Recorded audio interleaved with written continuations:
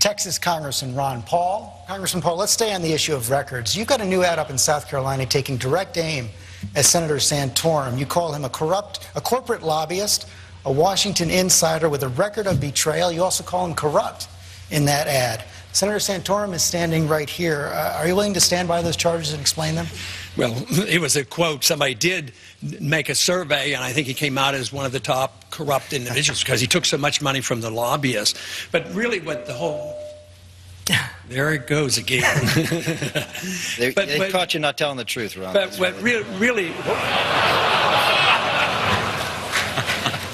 what really counts is his record. I mean, he's a big government, big spending individual because, you know, he preached the fact that he wanted a balanced budget amendment but voted to raise the debt to 5 times. So he is a big government person. And we as Republicans know something about right to work. He voted against right to work. He voted along with No Child Left Behind to double, you know, the size of the Department of Education. And he also voted for a prescription drug program. So he's a big government person, along with him being very associated with the lobbyists and taking a lot of funds. And also, where did he make his living afterwards? I mean, he became a high-powered lobbyist in Washington, D.C., and he's done quite well. We checked out Newt on his income. I think we ought to find out how much money he's made from the lobbyists as well. Well, you know, it is true. I believe Congress should designate how the money should be spent. I agree with that. But the big difference between the way I voted and the senator voted is I always voted against the spending. I voted against all the spending. There's only been a couple appropriations bills I voted for in the past, 26 years I've been in Washington. So you're a big spender. That's all there is to it. You're a big government conservative. And you don't vote for, you know, right to work and these very important things. And that's what weakens the economy. So to say you're a conservative, I think, is a stretch. But you've convinced a lot of people of it. But somebody has to point out your record. So, Governor, you're saying Congressman Paul is an insider? I am telling you, anybody that has had as many... I mean, here's what frustrates me, is that you go get the earmarks and then you vote against the bill. Now, I don't know what they call that in other places, but Congressman Paul in Texas, we call that hypocrisy. Well, I call it being a constitutionalist because I believe we should earmark or designate every penny. You designate weapon systems, you designate money to go to spend $1 billion on an embassy in Iraq. That's an earmark too. I say that Congress has more responsibility. But this thing, back to Senator Santorum, you know, he ducks behind this. He's for this balanced budget amendment, but voted 5 times to increase the national debt by trillions of dollars. This is what the whole Tea Party movement is about.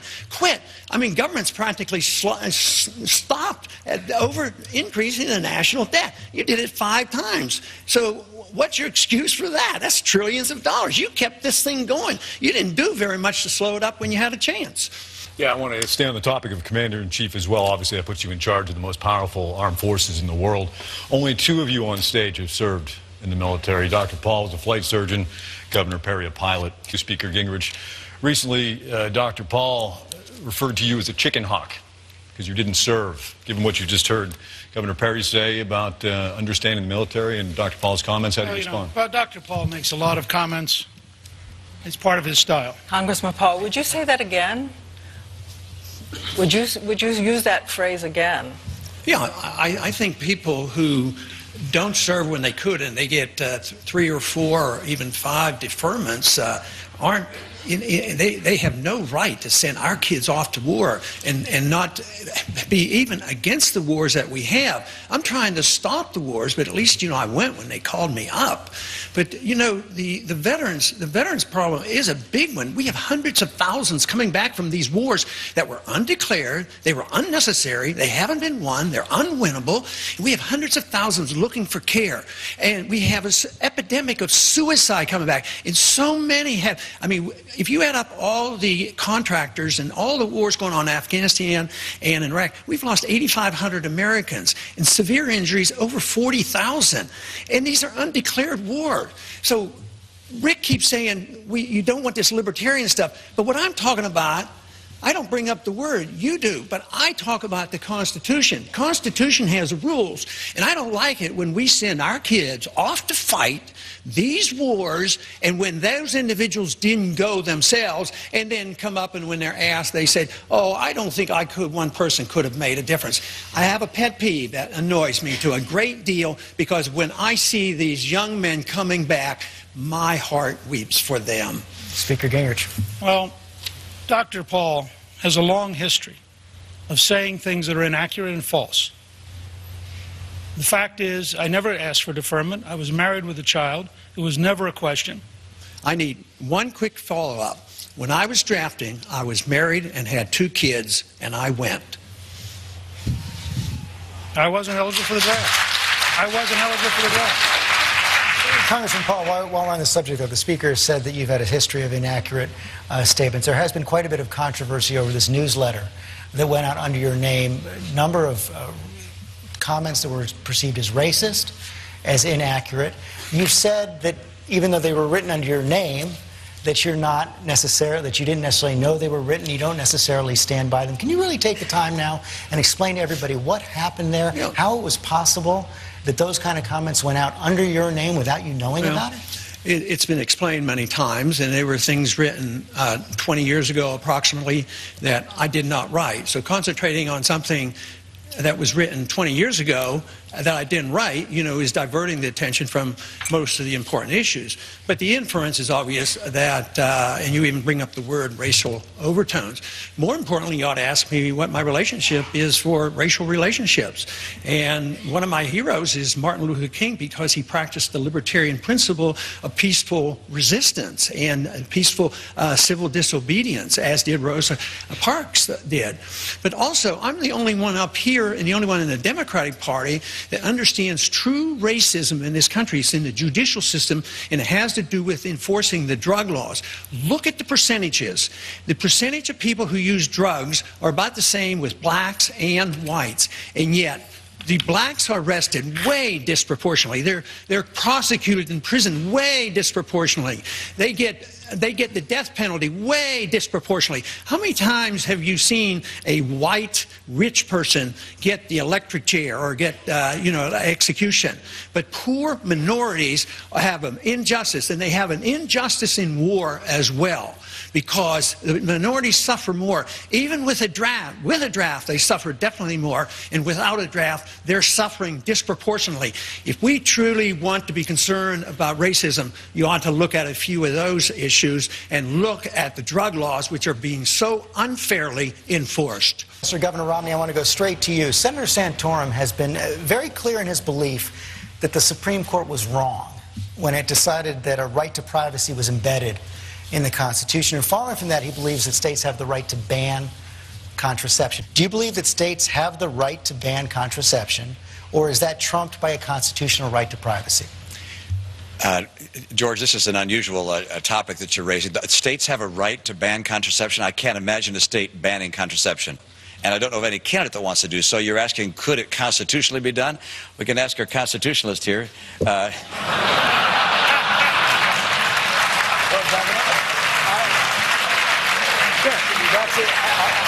I'm sure Congressman Paul. Okay, come on back. He mentioned my name. Go ahead. I didn't know whether I got time when it was favorable or not. But thank you.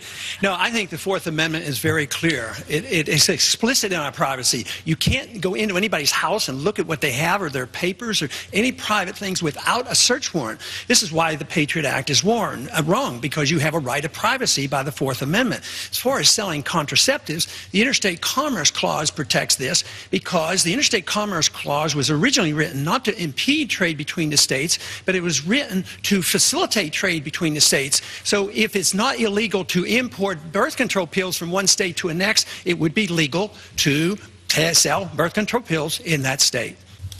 I want to turn now, if I can, from the constitutional and the elevated here. And you refuse to rule out running as a third-party candidate if you fail to get the nomination. Why not rule that out? Well, I essentially have. It's just that I don't like absolutes, like I will never do something. But no. Never vote for a debt ceiling. Please don't interrupt me. So I have said it in the last go-around. I said they asked me that about 30 times. I think maybe you've asked me 4 or 5 already. And the answer is always the same. You know, no, I have no plans to do it. I don't intend to do it. And somebody pushed me a little bit harder, and they said, why don't you plan to do it? I says, I don't want to. So I have no intention. But I don't know why a person can't reserve a judgment and see how things turn out. You know, in many ways, I see the other candidates as very honorable people, but I sometimes disagree with their approach to government. And I'd like to see some changes. I want to see changes where they're talking about a little bit of a difference in foreign policy, an interest in the Federal Reserve, a change in the monetary policy. We haven't heard one minute of talk about cutting any spending. This talk previously about cutting the military spending, that's cutting proposed increases. This is why I have proposed that we cut a whole $1 trillion the first year. If we're serious as Republicans and conservatives, we have to cut. So I want to put as much pressure on them as I can. But besides, I'm doing pretty well. You know, third wasn't too bad. I wasn't too far behind it. Doing pretty well. Catching up on Mitt every single day. I want to give Congressman Paul a chance to weigh in here because foreign policy is something that a lot of people think is your Achilles heel when it comes to getting elected. You've said that you wouldn't have authorized the raid to get Osama bin Laden. You think that a nuclear Iran is really none of our business. How do you reconcile that when part of your job as president would be to I think that's a misquote. I don't want Iran to get a nuclear weapon. I voted to go after bin Laden, so that, you know, takes care of that. But, you know, this business about when to go in, I don't think it's that complicated. I think we've made it much more complicated than it should be. Yes, the president is the commander-in-chief, but he's not the king. And that's why we fought a revolution, not to have a king and decide when we go to war. We would have saved ourselves a lot of grief if we only had gone to war in a proper manner. And the proper manner is the people elect congressmen and senators to make a declaration of war, and then we become the commander-in-chief and we make these decisions. But we went into Afghanistan, we went into Iraq, and now we're in Pakistan. We're involved in so many countries. Now they want to move on to Syria, and they can't. There's some in Washington now can't wait till they start bombing Iran.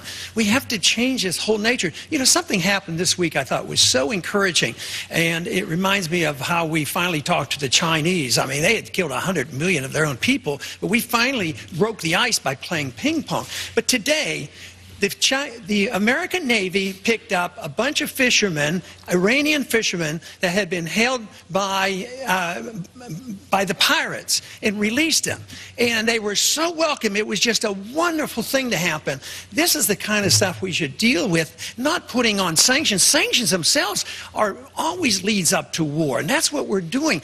Eastern Europe is going to be destabilized if they don't have this oil, and this just pushes Iran right into the hands of the Chinese. So our policy may be well-intended, but it has a lot of downside, a lot of unintended consequences, and unfortunately, blowback. Congressman Paul, we hear over and over again people are hoping for a great vision for America once again, America on the move once again.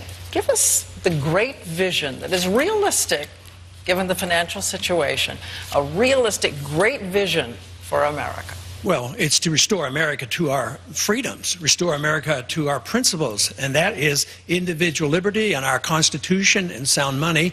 And in doing that, you have to understand economics. You can't solve any of this economic crisis unless you know where the business cycle comes from and why you have bubbles and why they break. You have to understand that we've had a financial bubble that's been going on for 40 years. It's collapsing. Nobody quite recognizes it, but we're in the midst of a real big correction. And the only way you can get back to growth is you have to liquidate the debt. But instead of liquidating debt, what we have done is the people who build up the debt on Wall Street and the banks, we've had the American taxpayer bail them out. We bought it through the Federal Reserve and through the Treasury, dumped it on the American people. The middle class is now shrinking, and we don't have jobs. But if you're an individual or a businessman, if you're consuming everything you're earning just to finance your debt, you can't have growth. So we have to liquidate debt. This is the reason I call for cutting spending. The only one that's calling for real cuts. You have to have real cuts. That's what the Republican Party used to stand for. But you can't liquidate debt. You can't keep bailing out the debt. That's what Japan has done for 20 years, and they're still in their doldrums. We did it in the Depression. We're into this now for 5 years, and it has to end. It's only going to end until after we understand the business cycle. So if you weren't here running for president, what would you be doing on a Saturday night? I'd be home with my family, but if they all went to bed, I'd probably read an economic textbook.